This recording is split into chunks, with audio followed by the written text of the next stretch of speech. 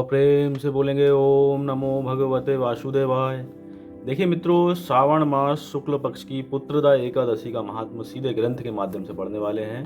तो देखिए, युधिष्ठिर ने पूछा कि हे मधुसूदन, श्रावण के शुक्ल पक्ष में किस नाम की एकादशी होती है? कृपया मेरे सामने उसका वर्णन कीजिए। श्री कृष्ण महाराज बोले कि राजन युधिष्ठिर, प्राचीन काल की बात है कि द्वापर युग के प्रारंभ का समय था। माहिष्मतिपुर में राजा महिजित अपने राज्य का पालन करते थे, किंतु उन्हें कोई पुत्र नहीं था, इसलिए वह राज्य उन्हें सुखदायक नहीं प्रतीत होता था। अपनी अवस्था अधिक देख राजा को बड़ी चिंता हुई। उन्होंने प्रजा वर्ग में बैठकर इस प्रकार कहा कि प्रजाजनों, इस जन्म में मुझसे कोई पातक नहीं हुआ। मैंने अपने खजाने में अन्याय से कमाया हुआ धन नहीं जमा किया है। ब्राह्मणों और देवताओं का धन भी मैंने कभी नहीं लिया। प्रजा का पुत्रव्रत पालन किया, धर्म से पृथ्वी पर अधिकार जमाया तथा दुष्टों को वे बंधु और पुत्रों के समान ही क्यों ना रहे हों दंड दिया है। शिष्ट पुरुषों का सदा सम्मान किया है और किसी को द्वेष का पात्र नहीं समझा। फिर क्या कारण है जो मेरे घर में आज तक पुत्र उत्पन्न नहीं हुआ? आप लोग इसका विचार कीजिए। राजा के ये वचन सुनकर प्रजा और पुरोहितों के साथ ब्राह्मणों ने उनके हित का विचार करके गहन वन में प्रवेश किया। राजा का कल्याण चाहने वाले वे सभी लोग इधर उधर घूमकर ऋषि सेवित आश्रमों की तलाश करने लगे। इतने ही में उन्हें मुनिश्रेष्ठ लोमस जी का दर्शन हुआ। लोमस जी धर्म के तत्वज्ञ, संपूर्ण शास्त्रों के विशिष्ट विद्वान, दीर्घ आयु और महात्मा हैं। उनका शरीर लोम से भरा हुआ है। वे ब्रह्मा जी के समान ही तेजस्वी हैं। एक एक कल्प बीतने पर उनके शरीर का एक एक लोम विशीर्ण होता, टूटकर गिरता, इसलिए उनका नाम लोमस हुआ। वे महामुनि तीनों कालों की बातें जानते हैं। उन्हें देखकर सब लोगों को बड़ा हर्ष हुआ। उन्हें निकट आया देखकर लोमस जी ने पूछा कि तुम सब लोग किस लिए यहाँ आए हो? अपने आगमन का कारण बताओ। तुम लोगों के लिए जो हितकर कार्य होगा मैं उसे अवश्य कहूँगा।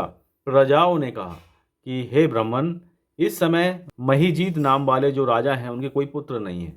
हम लोग उन्हीं की प्रजा हैं जिनका उन्होंने पुत्र की भांति पालन किया है। उन्हें पुत्रहीन देखकर उनके दुख से दुखित हो हम तपस्या करने का दृढ़ निश्चय करके यहाँ आए हैं। हे द्विजोत्तम, राजा के भाग्य से इस समय हमें आपका दर्शन मिल गया। महापुरुषों के दर्शन से ही मनुष्यों के सब कार्य सिद्ध हो जाते हैं। हे मुने, अब हमें उस उपाय का उपदेश कीजिए जिससे राजा को पुत्र की प्राप्ति हो। उनकी बात सुनकर महर्षि लोमस 2 घड़ी तक ध्यान मग्न हो गए। तत्पश्चात राजा के प्राचीन जन्म का वृतांत जानकर उन्होंने कहा कि प्रजावृंद सुनो, राजा महिजित पूर्व जन्म में मनुष्यों को चूसने वाला धनहीन वैश्य था। वह वैश्य गांव गांव घूमकर व्यापार किया करता था। एक दिन जेठ के शुक्ल पक्ष में 10वीं तिथि को जब दोपहर का सूर्य तप रहा था, वह गांव की सीमा में एक जलाशय पर पहुंचा। पानी से भरी हुई बावली देखकर वैश्य ने वहां जल पीने का विचार किया। इतने ही में वहां बछड़े के साथ एक गौ भी आ पहुंची। वह प्यास से व्याकुल और ताप से पीड़ित थी, अतः बावली में जाकर जल पीने लगी। वैश्य ने पानी पीती हुई गाय को हाँक कर दूर हटा दिया और स्वयं पानी पिया।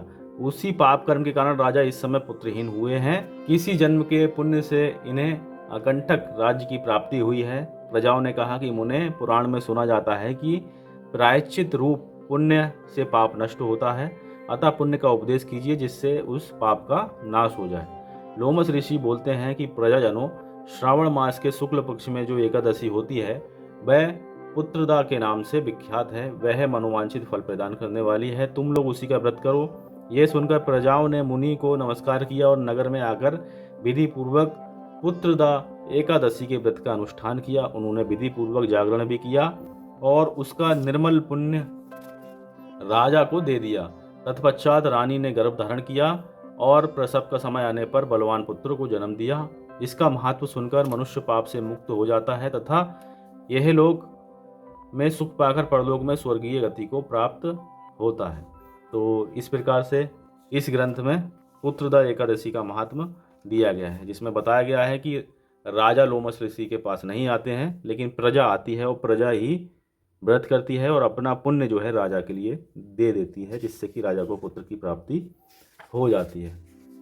तो ऐसे राजा का भी क्या लाभ, स्वयं कुछ ना करता हो। तो मित्रों, भगवान श्री कृष्ण महाराज का नाम जप, उनका स्मरण, उनका चिंतन अगर चलता रहेगा तो निश्चित रूप से मनोवांछित फल की प्राप्ति हो जाती है। कथाएं इस प्रकार से मिलती हैं जो लोगों को प्रेरित करती हैं कि वह किसी प्रकार से व्रत रखें, भगवान की ओर उनका मन जाए, क्योंकि अधिकतर जो है भोगों में ही मन मनुष्यों का डूबा रहता है, जिस कारण दुख की प्राप्ति होती है। तो जितने भी महात्मा हैं ये किसी न किसी प्रकार से भगवान की ओर ही मनुष्य को भेजने का प्रयास करते हैं। तो सारांश यही है कि भगवान के लिए भजिए, निश्चित रूप से इसी जन्म में भगवत प्राप्ति हो जाएगी और सारे के सारे काम आपके निश्चित रूप से बनेंगे।